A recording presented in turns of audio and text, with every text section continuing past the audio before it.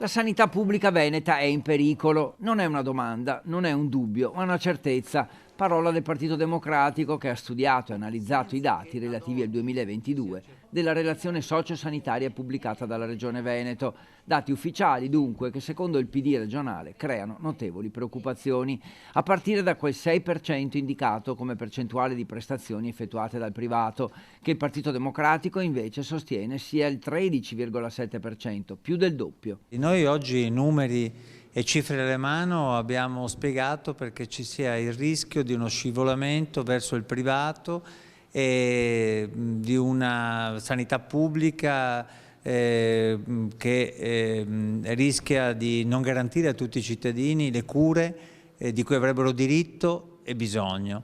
Lo abbiamo fatto dati alla mano. Alla vigilia del primo sciopero dei medici, dopo 5 anni, sono 4 le aree critiche indicate dal PD: liste d'attesa, assunzioni dei medici, cure primarie e assistenza ai malati psichici, e 7 veneti su 10 ritengono peggiorata la sanità pubblica negli ultimi 2 anni. Bisogna intervenire, bisogna pensare che la sanità è fondamentale per tutti, non bisogna prendere in giro i cittadini con cifre e dati infondati. Ha aumentato invece ciò che i cittadini pagano per la sanità privata, e in questo modo dimostrando che aumentano le spese ma i servizi non migliorano. E poi le rette delle case di riposo, molto vicine all'aumento. Unica possibilità per evitarlo: un finanziamento da 100 milioni. I 20 milioni che invece sarebbero disponibili non saranno sufficienti.